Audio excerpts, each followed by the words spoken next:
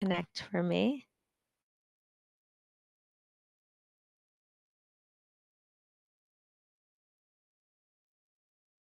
for this where everyone. Oh, hello. Shalom, everyone, and welcome to Coffee and Connection, week 187. Here we are. So excited to be here with all of you. It's crazy. Some people have already been sending me emails asking me, yes, with all your heart is coming. There are just some final finishing touches that I'm still putting together so that I can before it gets like sent out to everyone. I'm waiting to send it out to everyone to send out and for me to send it out to all of you. Um, you can already go and kind of check it out. It's there. It's ready to be for all the sign up. We're just figuring out how to properly format everything on the page. And there's one very nice something like a way to sign up for it that I'm trying to finish getting together so that everyone is able to sign up, even if you can't access the webpage. Very, very exciting for anyone who is not familiar with All Your Heart. I'll be giving a little intro to it right now, right here on Coffee and Connection. It is a yearly event that I've been running. This is going to, please God, be the ninth year, if you can imagine. I don't know how many of you have been with me and been to Coffee and Connection for however many of those years, but it is a very powerful event that goes on that I've been doing. Like I said, every year there's going to be the ninth year. I invite other women to come on. I interview them. I have daily trainings that I do as well. And really the goal is to give you the tools, to give you the skills every day, to give you actionable ideas beyond the concepts that are being explained that can give you such insight and so many aha moments. As I'm doing the interviews, I have my notes here. I've done all of the uh almost all the interviews already, and every interview as I'm speaking to them I'm like, these are such important concepts. This is amazing. This is life-changing for everyone. So yes, it is so powerful to be there, and I really want to give you like clarity and strength and know you're not alone. You're with thousands of other women at this event. So people are asking if they have to sign up. If you're in any of my programs, you do need to sign up for the actual, like the regular with All Your Heart to get all of the interviews, to get all the emails. You will automatically be added to VIP. So you don't need to sign up for VIP if you are a client. Okay. So if you're a client in any of my programs, you do get VIP as part of your I give you all the VIP status as well, but you will have to opt in so that you get all of the emails. Okay. And I'll discuss that with all of you on Wednesday as well on our call or Tuesday, depending on which program you're in. But just be in touch. And yes, you do want to jump in there, opt in, put in your email. The official website is with allyourheartseries.com. That is where you go to opt in. Very, very exciting. There's still, like I said, there's some touches being made now. So if you go in, it might look a little bit, it's not like the final version. Um, but especially if you're listening to this later, go check it out because hopefully within the next few hours, it's all going to be done. Very, very exciting. The lineup of women this year who are joining me are amazing. Like I said, there are so many amazing points that they're bringing up. And what's fascinating as I am interviewing them, I always tell them, it's best not to prepare too much because I love just conversing with them in an organic way about what they're passionate about. And what's powerful as I'm looking at the emails that are coming in where women are sharing with me now what's their biggest struggle, right? I wanted to make sure that especially in the trainings that I do and in even just the angle that I make sure that I'm really addressing what's coming up for you because sometimes people just say to me, why don't you just do the same thing every year? Why don't you just some of the speakers are the same, but why don't you just like repurpose the interviews? Why don't you just do the same opt-in video every year? Why don't you just do the same look every year? And I would say, because every year is different. Every year there's different things that women are struggling with. Every year there's a different like feeling in the air. And I see this really in two ways. I see it in specifically what women are struggling with, like what you all will share with me what's coming up for you. I find that like now I sent out this email, like what everyone's sharing. There's so many similarities in what you're all sharing. And I know you all think you're alone. And yet, like I said, it all came down to like a few core ideas. And in every year, in especially in the comments that come in during the trainings, the questions that come in during the VIP coaching calls, there's usually like a theme every year. There's like a different energy in the air. And then I also see it, fascinatingly, I see that as I interview the speakers, each year there's a different topic or like a few themes that will come up repeatedly throughout the interviews, but different ones every year. Like there was one year where like everyone, this I'm going back many years, where everyone was talking about taking deep breaths, right? Breathe through your struggles. Don't forget to breathe. Breathing is Hashem's gift to us. Like so many of them were talking about that. And then there's years where everyone's talking about don't forget to take time for yourself. And then there's years where everyone's talking about the perfectionism piece, right? There's there I'm already seeing themes this year. You'll have to tune in to hear it. And then you can let me know when you start to actually hear the theme of what I'm hearing in this year's interviews. There are certain words that are coming up over and over again. And I always say it's like there's an energy in the air of not just what it's like what we're all hearing and understanding that everyone needs to hear, what will be most powerful. So it's really every year I want to tailor it to what's coming up for you. So if you haven't yet sent me an email, if you did, thank you. I read every single one. I responded, I noting it. And if you didn't yet send me an email, go ahead and send me one, whether you reply to that initial email that I sent or you just send me another email saying, "Oh, I want to let you know what's coming up for me. What's your biggest struggle?" Please share. Please share with me so that I can really do everything I can to address what's coming up for you. And so often what's so powerful is that, it could be I'll talk about it and you'll be like, "Oh my gosh, she's answering my question." I am. And I'm answering like so many other women who are asking the same thing. The crazy thing is that we think we're alone.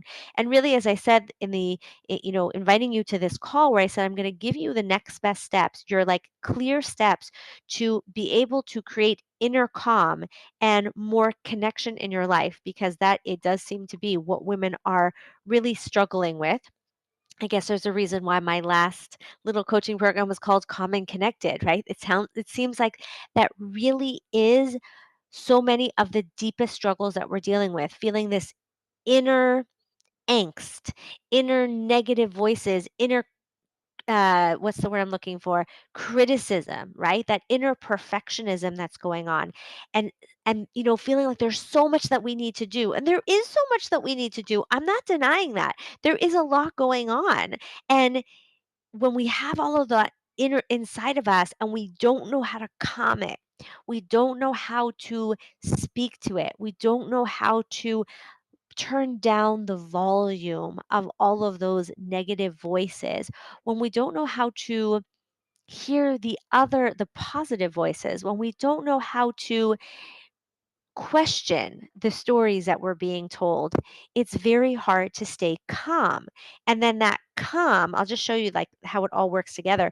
When we're not able to stay calm, that's going to affect when we don't have that inner calm, that's going to affect the outer calm. It's going to affect how we're interacting with everyone around us, which is going to affect our relationships, right? Because a relationship is the totality of our interactions with a person, right? And if we're feeling inner angst and inner anxiety and inner turmoil and frustration and resentment, that's going to show up in how we're reacting to other people and how we're understanding them and how we're speaking to them in our own actions, in whether or not we even are in the mood to interact with them, whether or not how we speak to them, even just our tone of voice is going to be different. So the connection and also the calm, if we're not when we feel calm, we're able to be much more empathetic and much more curious about what's going on around us. Like, wait, that didn't feel good. Is that really what he meant? Or I'm making it mean this. Is that what's actually happening? Or oh my gosh, he's not home. Like, we're going to get like frustrated and resentful. When we have an inner peace and an inner calm, we're able to not look at everything through such that negative lens. And also, we're able to compartmentalize better, right? These, by the way, are the steps, right? These are the ideas. If we can calm those inner voices, that'll also help us to compartmentalize, right? The ability to say, okay, yes, there's this thing I don't like, but not have it take over, not have one negative interaction affect our whole day, not have one negative trait become the way that we see other people, right? And that also is going to affect the how we're able to communicate with others and how we then feel inside of the relationship. Now, of course, it also works the other way. When we have turmoil in the relationship, when we feel like we can't communicate, when everything's turning into a fight or silence, right? Then it's going to create more inner turmoil, inner frustration, inner confusion, right? So we want to deal with all of them. And the most powerful way to be able to deal with all of these issues is really threefold, right? One is to understand what's going on, to have clarity, like what's getting in the way. Because what so often happens is even we learn something, we learn an idea, we try something, and we're like, it didn't work. It didn't work. But what didn't work doesn't mean that the concept that we learned didn't work. It may be that there's a piece of it we're not fully understanding and or we don't really know how to apply it.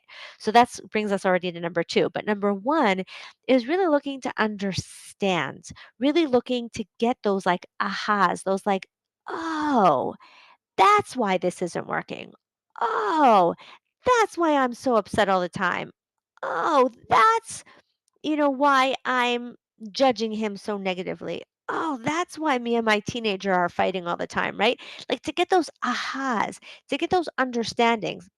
But those understandings only help us if we also have number two, which is practical tools, right? We don't just want like these big ideas. They don't help us, right? Big ideas and like deep understanding of relationships or of our inner self is not going to help us if we don't practically know how to apply it. If we don't know, okay, but what does that look like, especially in my life, right?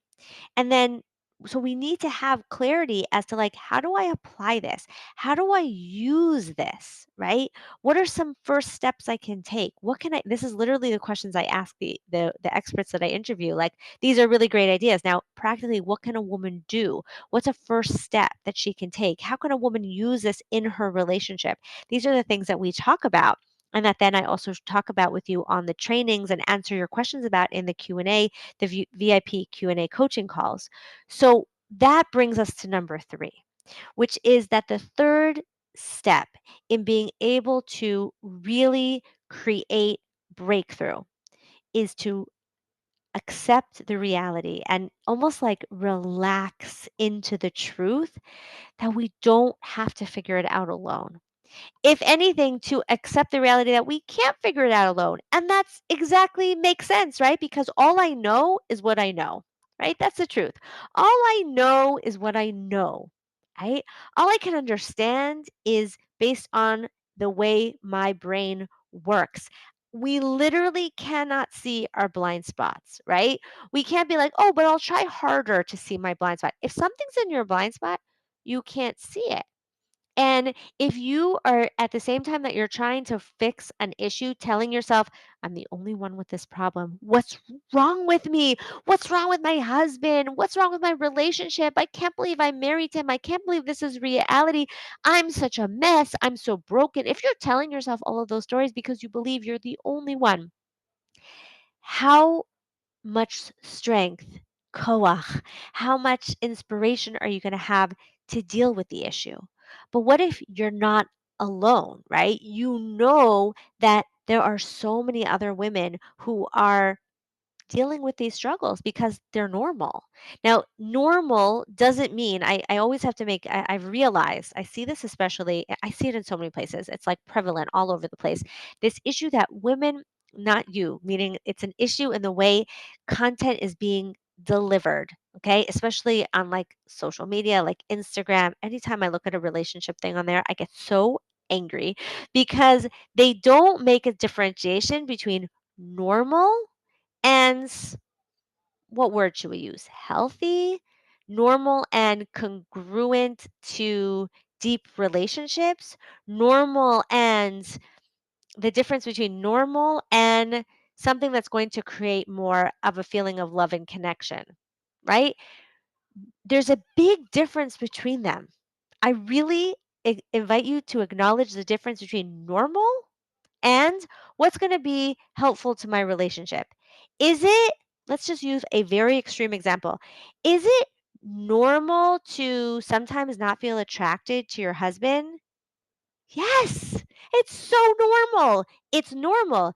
Is it the best for your relationship? Is it going to help you have, a more intimate, connected, and I don't just mean physical relationship?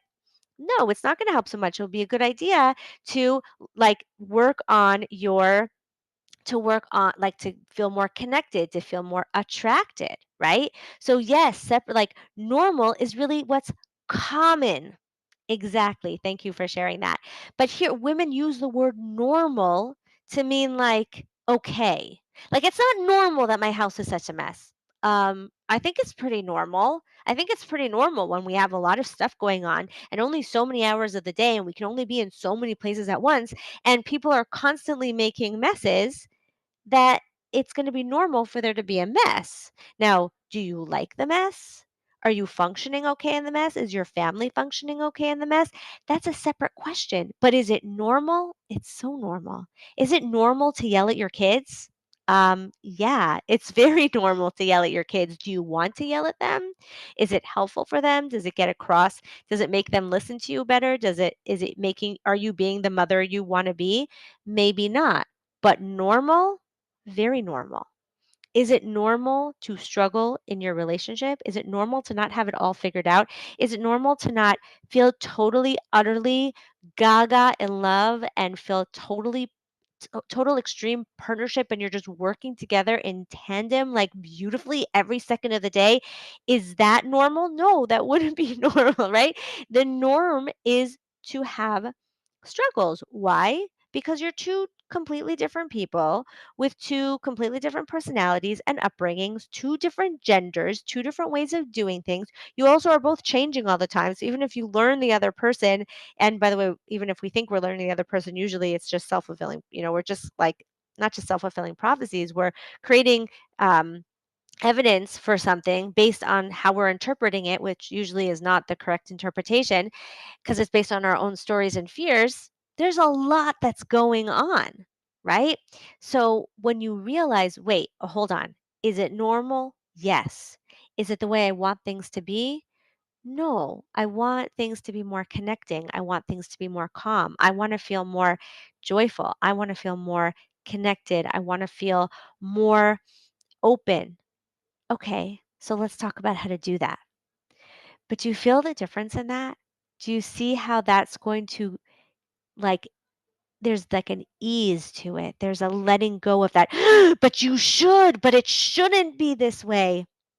What if that's exactly the way it's is for, most people? I would say if not all people, there's some level of this going on in their life. And then the question is, how open are we to looking to see what can I do about this? Right? Every relationship, this is discussed in the Gemara, every relationship gets to the point where we go, that's not who I thought I was marrying. This isn't the way I thought it was going to be. Every marriage, ladies, is that important to know? Every marriage. And then the question is, what do we do after that? What do we do next? Right? There's generally three ways that people respond. Either they say, this isn't what I wanted, and they walk away. They say, this isn't what I wanted, and they just stay miserable. Or they say, this isn't what I wanted. Let me work on it to make it better. What do the majority of people do, ladies? What do you think? A, B, or C? The majority of people stay miserable. Miserable. Why? Because it's scary to have to work on it, because it means taking some responsibility, and we always think it's the other person's fault, but the only way to actually create change is to work on our own piece. That doesn't feel so good, right? Because it means having to admit that we don't know everything, and that's not always so nice to be able to admit, because it's scary to ask for help, because we think it means something if we get, when we get to that place, right? And so being able to, and yes, that may be exactly what we saw our parents doing, just staying and being miserable. Thank you for sharing that. Or staying and walking, or saying, this isn't what I wanted, and walking away, right? It's very common to see that those who saw their parents say, "Oh, this is what I wanted," and work on it, they really have a step up, right? They really have a step up, so that when those things hit, they're able to go, "Oh, right, we got to work on it. Oh, right, we got to figure this out." It's normal to have these issues, and when you do that, that's the step up you're going to give to your children.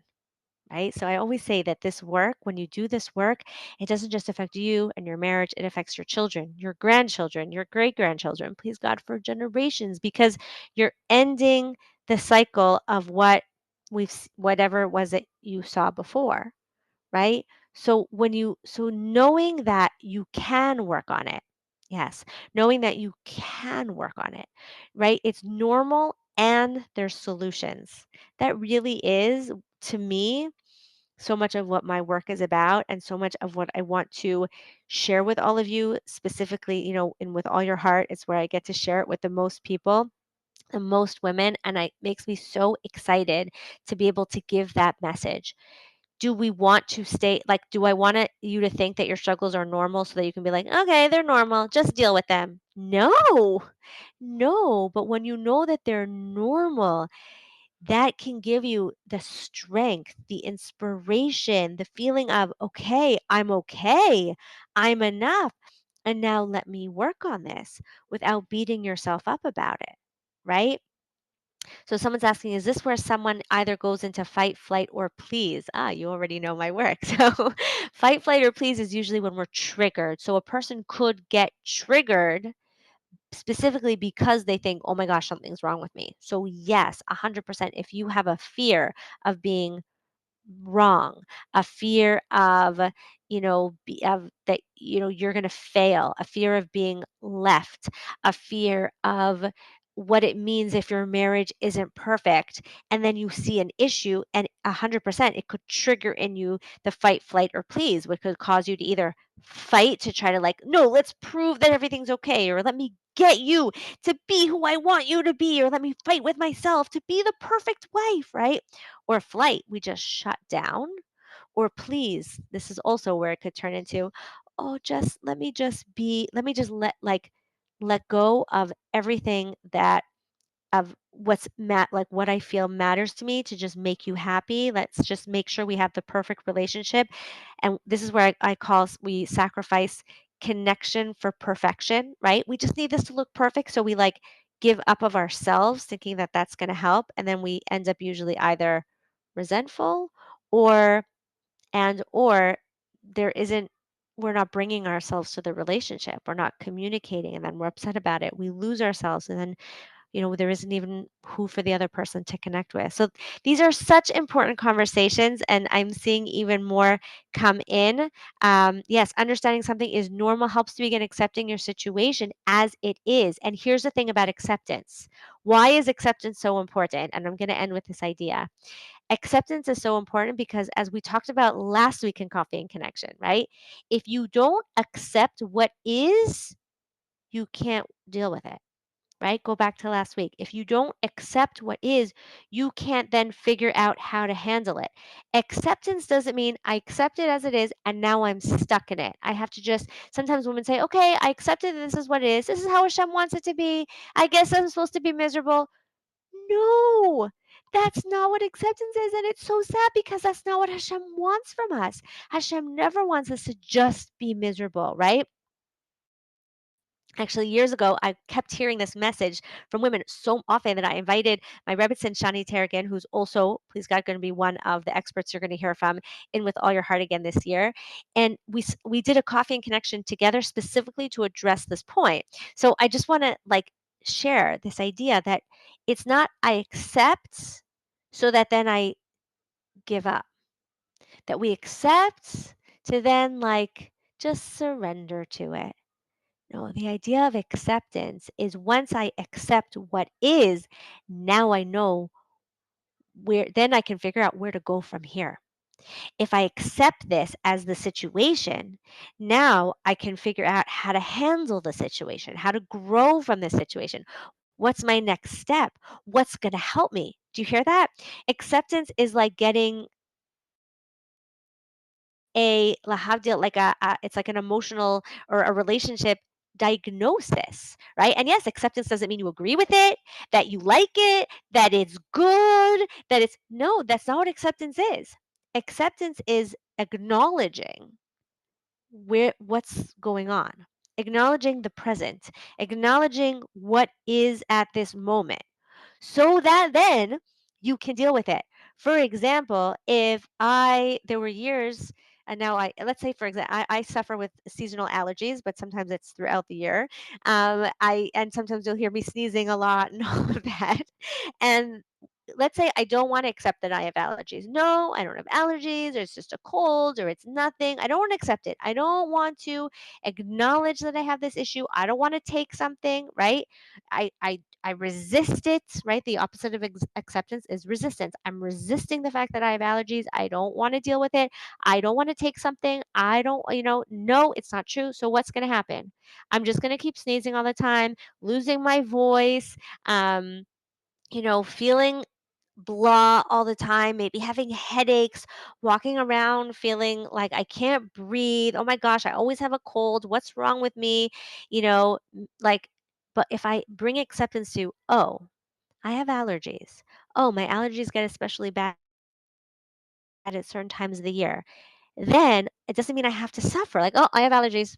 No. Okay. Now, which medication is going to help me? What natural things can I do? What can I see, is it something, sometimes some of my allergies are like things that I eat or put on my skin. So let me make sure that I'm not using them. I'm not eating them. It doesn't mean that I'm doomed to have a stuffed nose all the time, or I'm doomed to have allergic reactions. It means that I can now figure out what to stay away from, what to take, what precautions to take, right? So that then I can live without the suffering, right? Please God. It means I don't have to love the fact that I have allergies. I don't. And yet, by accepting that I do, then I can start the process of figuring out how to live my best life in that reality. Does that make sense? It's only when we accept that we can then figure out what comes next, right? If your kid is lying sick on the couch and you don't get you don't know that they have an infection, it's only when you know, oh, they have strep throat that you can start the antibiotics, right? That's acceptance. And I've seen over and over again the power of acceptance in women's lives, like beyond when they accept something. It started with my own life when there was something I brought acceptance to. And as I was cleaning for Pesach, I actually found some of the notes that like really brought me to my first like real stage of acceptance of certain things that what were in my relationship. And oh my gosh, the change that that created when I was able to bring acceptance to it and not keep trying to fix it or trying to deny it, trying to fight it, trying to run from it. No, bringing acceptance to what is. Now I can figure out how to live my life without the stress and the pain and the fear of trying to resist it. I can actually deal with it, right? There's so many analogies I can give, and we could go on. I'm sure we will talk about this a lot on With All Your Heart. So, with that, this is kind of the last Coffee and Connection for a few weeks. At the same time, during With All Your Heart, we have like Coffee and Connection every night because, as I said, there's a live training every night, every day, I should say. Day or night, depending on where you are. But at the same time, 2 p.m. Eastern, starting on Sunday, there will be a live training every day. I'm excited to see you all there, either live or on the recording. Always love to hear your comments, your questions. I hope to see many of you in VIP where you get to ask me questions and I give you laser coaching. Women have such breakthroughs there all the time. Women are saying here that they recommend to join the VIP. Thank you for that. I also highly recommend it just because not only does it give you lifetime access to everything involved in the series, but that's how you actually also get the coaching where I like give you tailored personal coaching and you get coached every day to actually put it into your life, and we also get to talk on the phone, which is so fun. And it really is so powerful. Thank you for everyone for your positive comments about VIP.